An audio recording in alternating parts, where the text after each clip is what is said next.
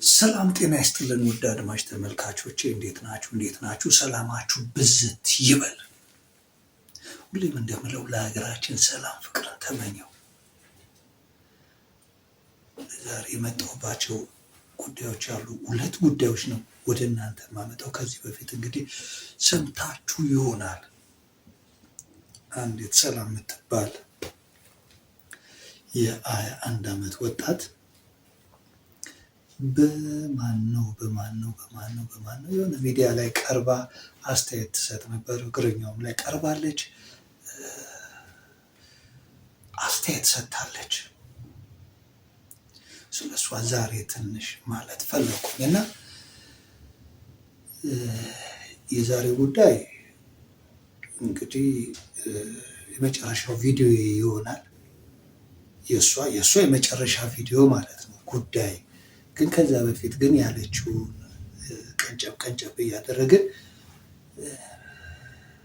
እንስማት። ምን ብላ ነው ለዛሬ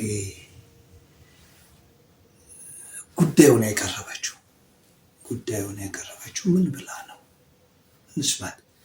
ስማርት ስለሆናችሁ ሳይሆን ስለገገማችሁ ነው የሚያልፍላችሁ ጋይስ። የማንንም ሰው ሰጀሽን የማንንም ሰው አስተያየት ሳትጨነቁ ሳታስቡ ለሰው በጣም ዳት ማች ኬር ሳታደርጉ ራሳችሁን እየሰማችሁ የምትፈልጉትን ነገር እያሰባችሁ ብቻ ከሄዳችሁና ከገገማችሁ የሚችላችሁ የለም። በገገመ ነው ጨዋታው፣ ስማርት በሆነ አይደለም። እና ቀድሞ ካልገባችሁ ዘግይቶ ይገባችኋል። እና በዚሁ አጋጣሚ ሴቶች አንድ ነገር ሪከመንድ ላድርጋችሁ። ከሁሉም አይነት አለባበሳችሁ ጋር የሚሄድ ቆንጆ የሆኑ እንደነዚህ አይነት ኔክሌሶችን ገዝታችሁ ለራሳችሁ እንድታደርጉ በትልቅ ዲስካውንት የተዘጋጀላችሁ ቆንጆ የአንገት የእጅ ከፈለጋችሁ የዌስት የወገብ የምትፈልጉትን አይነት መርጣችሁ ዘነጥነጥ ፋፈሽ ማለት የምትፈልጉ በጣም በተመጣጣኝና ፌር በሆነ ዋጋ በደንብ 3 4 5 10 ሸመትመት አድርጉ። እንግዲህ ሴቶች ብዙ ጊዜ አለባበሳችን ብቻ ሳይሆን የምናደርጋቸው ዲቴይል ነገሮች ናቸው ሞር ውበት የሚሰጡ።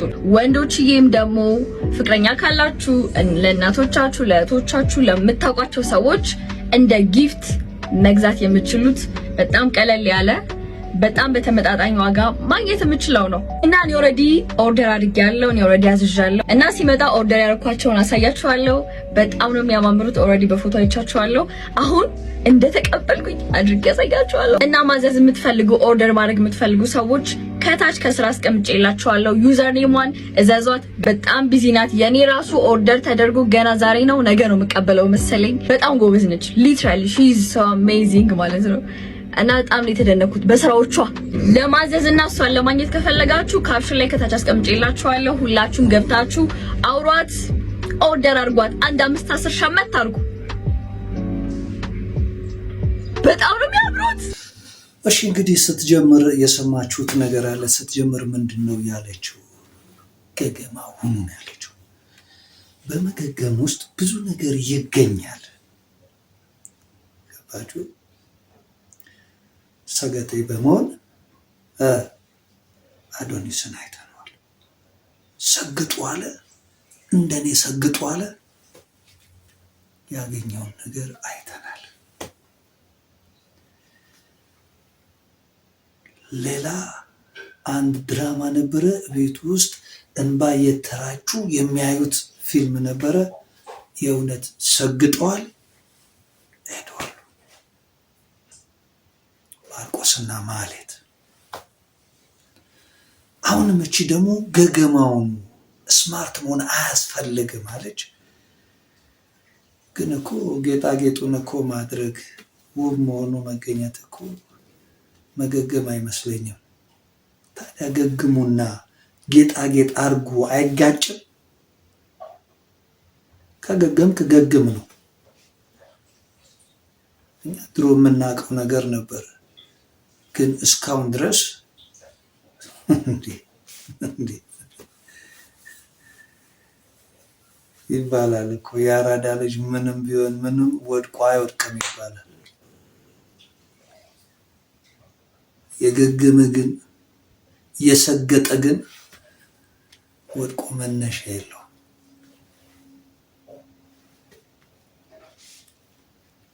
ይህንን ልብ እንድትሉ ፈልጋለሁ። ገግሙ አለች። ከዛ በኋላ አጋጊጡ ነው የምትለው ለወንድም ተውባችሁ እና ይጋጫል። ይሄንን ብታስተካከለው አሪፍ ነው። ሰግጡ ብሎ ያው እሱ እንዳለፈለት አሁንም ገግሙ ብለሽ በዛው በግግምናው ብንቀጥል ነው የሚሻለው እንጂ አውጥተን ጌጣጌጥ ለሚስቶቻችንም ለእኛም ለውበታችን መግዛቱ ልክ አይመስለኝም። ግን ለማንኛውም እንዳትዘግጡ፣ መሰገጥ መገገም ባህሪ እንዳታደርጉ። መጨረሻ መውደቂያችሁ አያምር።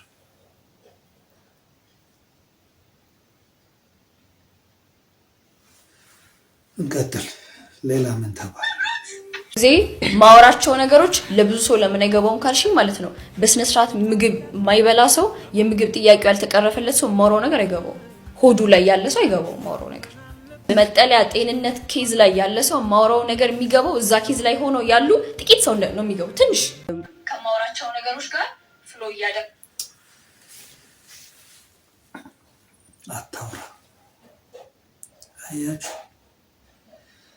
እንግዲህ መጀመሪያ ከመገገም ተነሳው። ከዛ አይገባቸውም የማወራው ነገር አለች። በነገራችን ላይ ስድብ ነው።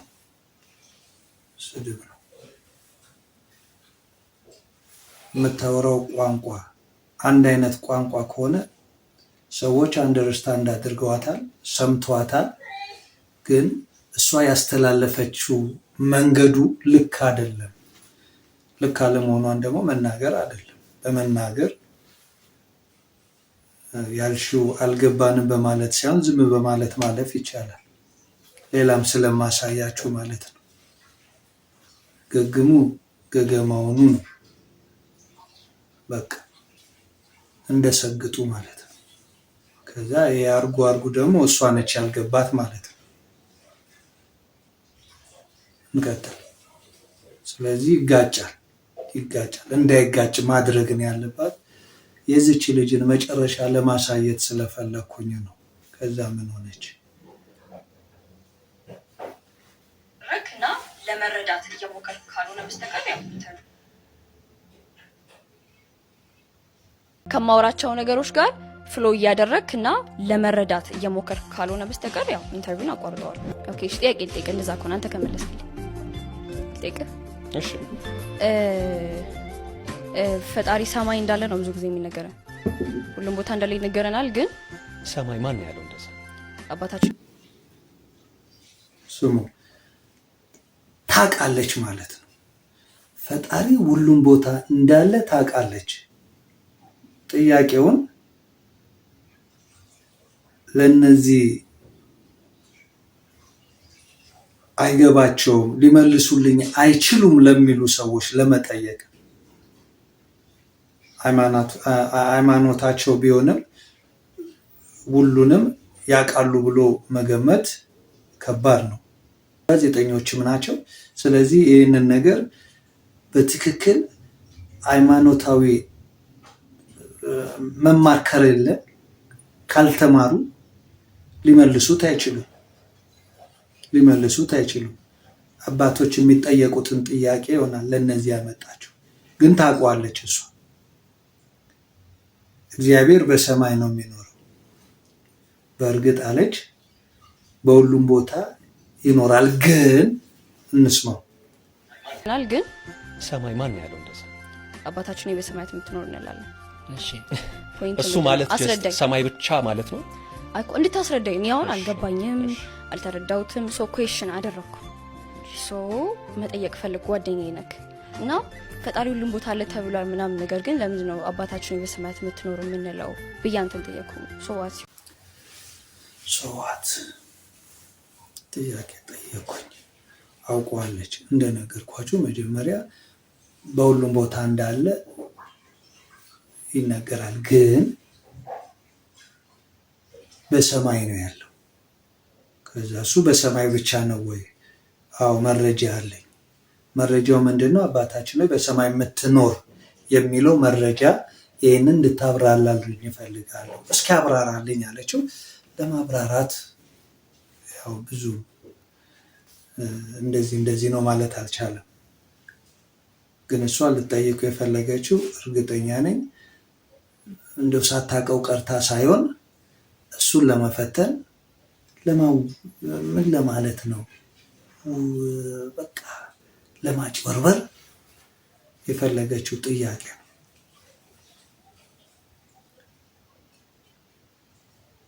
ለዚህ ምላሽ ተሰጥቷል። ምላሹን እንስማ። በሰማያት የምትኖር ስንለው ሰማይ ጠፈር ላይ ነው ያለው? ሰማይ ሰባቱ ሰማያት ላይ ነው ያለው? ሰማይ መላእክት ላይ ነው ያለው? ወይስ ሰማይ በልልና? ሁሉንም ነው። ምክንያቱም እግዚአብሔር የሌለበት ቦታ የለም። ቅዱስ አውግስጢኖስ ምን ይላል? ኃጢአት መስራት ብትፈልግ የት እንደምትሰራ ልንገርህ፣ እግዚአብሔር የሌለበት ቦታ ፈልገ ስራ ይላል። እግዚአብሔር የሌለበት ቦታ የለም። በሲኦልም አለ። ወደ ጥልቁ በወርድ አንተ በዚያ አለ። የንስርን ክንፍ ብነሳ እንደ ንስር ክንፍ ወስጄ ብበር አንተ ቀኝ ትመራኛለች ይላል። ማለት በር ባመልጥ እዛ ቀድመኝ ተገኝተ ትመራኛለህ፣ በሄድኩበት አንተ ቀድመሃለህ ነው። እግዚአብሔር የሌለበት ቦታ የለም። በጸሎታችን ግን በሰማያት የምትኖር ስንል በልዕልና በከፍታ የምትኖር ማለታችን ነው። ከፍ ከፍ ያልከው ወይ በሰማይ ያሉ ልብክሙ ይላል ቅዳሴያችን። ዲያቆኑ ልባችሁ በሰማይ ይሁን ብሎ ያውጃል።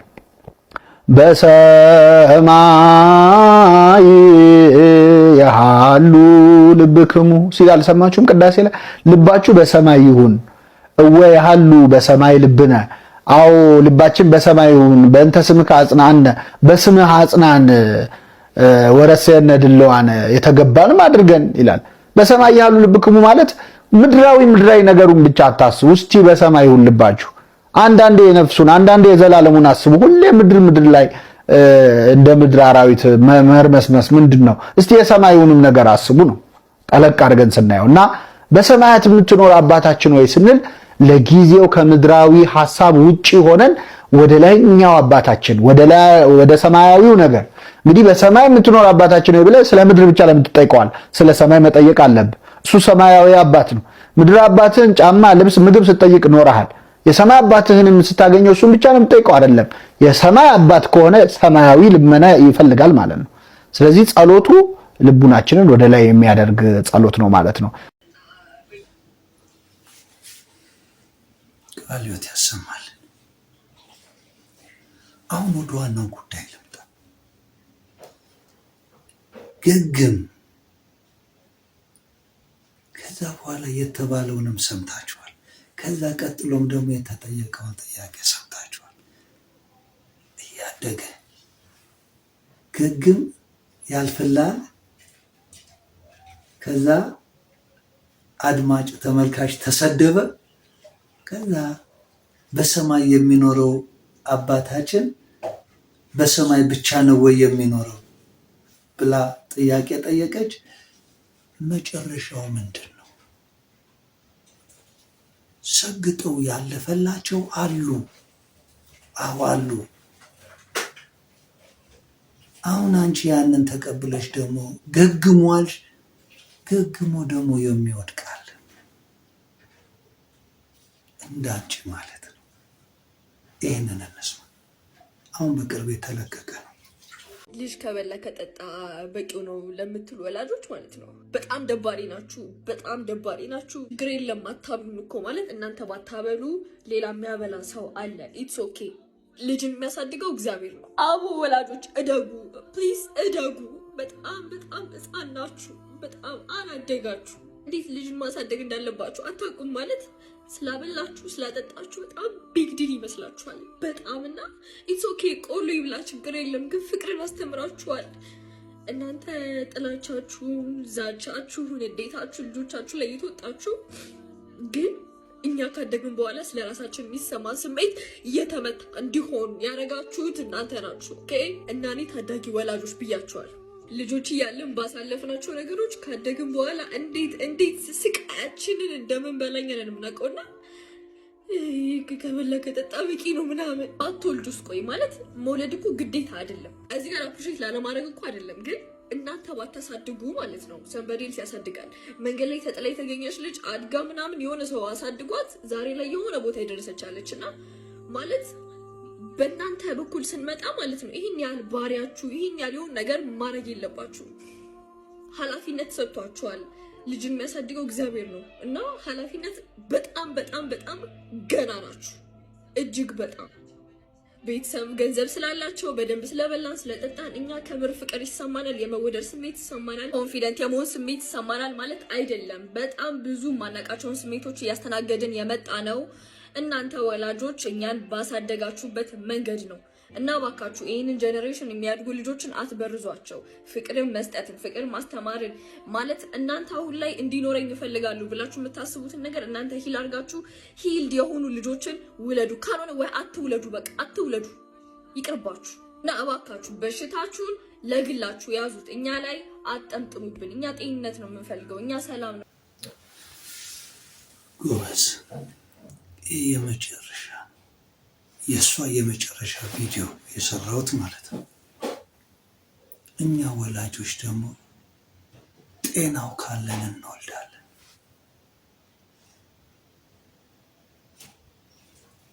ወላጆች ስንቱ ልጅ የለኝም እያለ እየተጨነቀ ባለበት ሰዓት አትውለዱ። መልእክቷ ገብቶናል።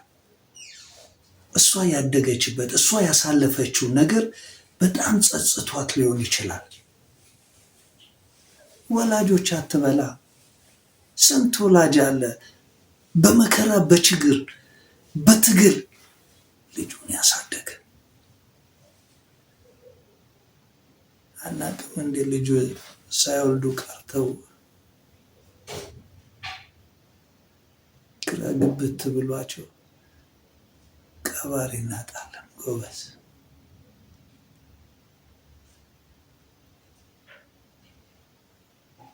እኛ ወላጆቻችን እኮ በፍቅር አሳድገውናል።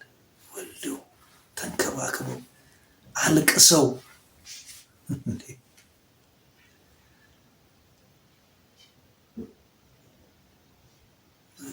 የምንናገርበት ምክንያት አለን። ሁልጊዜ የምናስታውሳቸው እኛ ከነሱ ተማርን። ስለሌለን አንወልድም አላልንም፣ ወለድን። ልጆቻችን እግዚአብሔር ይመስገን።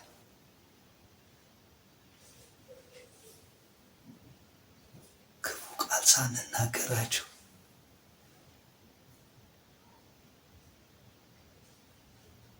እኮ የሁሉም ችግር ነው። ሳናበላ ሳናጠጣ ምናምን የሁሉም ችግር ነው።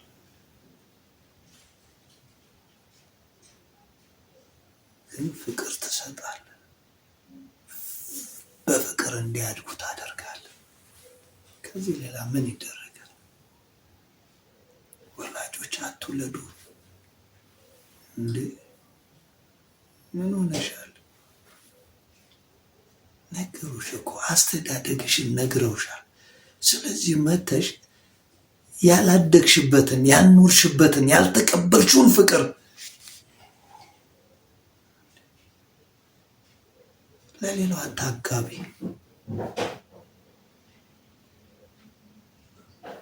አንድ እናት እኮ ያለ አባት ልጇን በፍቅር እንጀራ እየጋገረች አምባሻ እየሸጠች ቆሎ እያዞረች አሳድጋለች።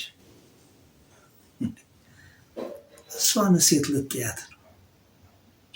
መገገም ነው እንዲህ የሚያመጣው። ገግመ ከወደክ ወደክ ነው። መነሳት ይከብዳል። በስተመጨረሻ አንድ መረጃ ወደ እናንተ ላሉ ይህንን መረጃ አሰሙልኝ እና ፕሮግራሜን እጨርሳለሁ። እንግዲህ ይሄ መረጃ ፖሊሶች ያውጡት እንጂ እኛ ቀደም ብለን የተሸወርንበት ቀደም ብለን ግራ የተጋባንበት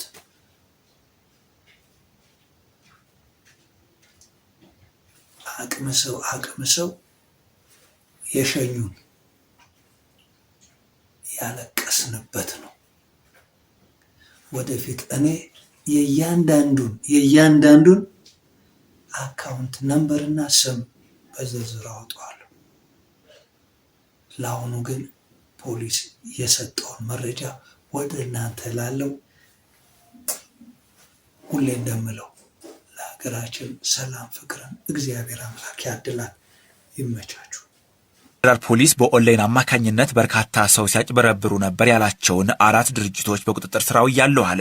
ብዙዎቹ የተጭበረበሩበት፣ በርካቶች ጥሪታቸውን ያጡበት፣ ለዓመታት ለፍተው ጥረው ያጠራቀሙትን ሀብት የተነጠቁበትን የኦንላይን የማጭበርበር ወንጀል ፈጽመዋል የተባሉ 4 ድርጅቶች በቁጥጥር ስር ውለው ድርጊታቸው ተጣርቶ ክስ ተመስርቶባቸዋል ብሏል የፌዴራል ፖሊስ ወንጀል ምርመራ ቢሮ። ድርጊቶቹ የተለያዩ ስያሜዎችን በመያዝ በርካታ እድሎችን እንዳመቻቹ በመግለጽ በብዙ ሚሊዮን የሚቆጠር ብር እንዳጭበረበሩ ደርሸባቸዋለሁ ያለው ፖሊስ የሚጠቀሙት የማጭበርበሪያ ዘዴያቸው ተመሳሳይ ሲሆን በሰዎች እንዲታመኑ የተለያዩ ቴክኒኮችን ሲጠቀሙ እንደነበር ተናግሯል።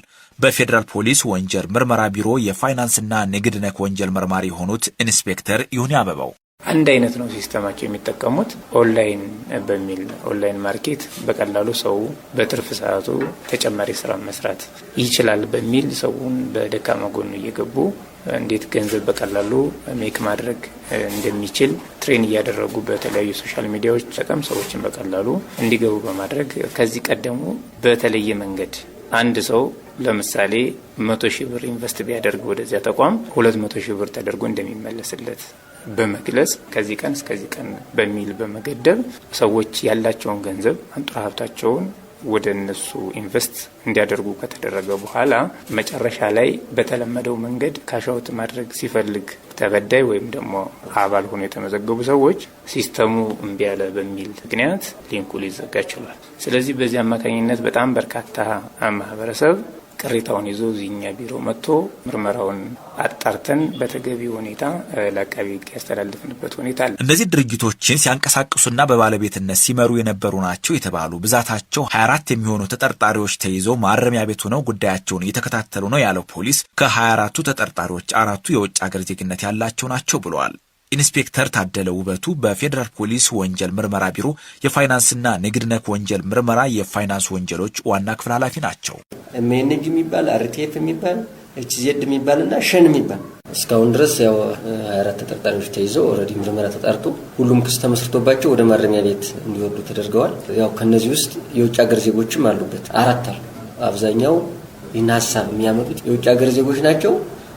አንዳንድ ቦታ ያጋጠመን ቢሮ ተከራይተው ኢትዮጵያውያንን ሰዎች እዚያ ውስጥ ቀጥረው እያሰሩ ያገኘንበት ሁኔታ አለ።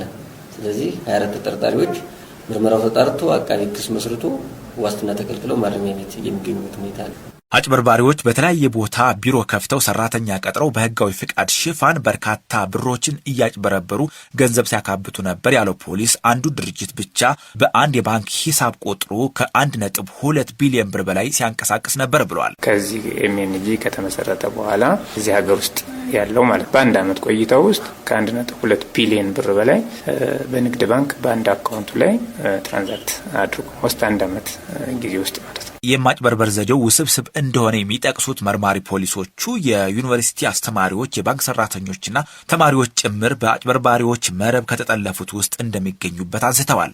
አንድ ሰው ከገባ ቤተሰቡን ነው ይዞ የሚገባ። ምክንያቱም ሰው ባስገባ ቁጥር አንደኛ ሌቭሉ እየጨመረ ይሄዳል። ሌቭል 1፣ ሌቭል 2፣ ሌቭል 3 እያሉ እስከ ሌቭል 6 ይደርሳሉ። ገንዘቡም እየጨመረ ሰውም እያስገባ ከሄደ ሌቭል ይጨምራል። የምታገኘው ገንዘብ በዚህ ልክ ይጨምራል ስለሚባል ቤተሰቡን ነው የሚያስገባ። የሚያውቀውን ሰው፣ ጓደኛውን፣ ቤተሰቡን ይስባል። እንደዚህ አይነት ስራ አለ እያለ ማለት ነው።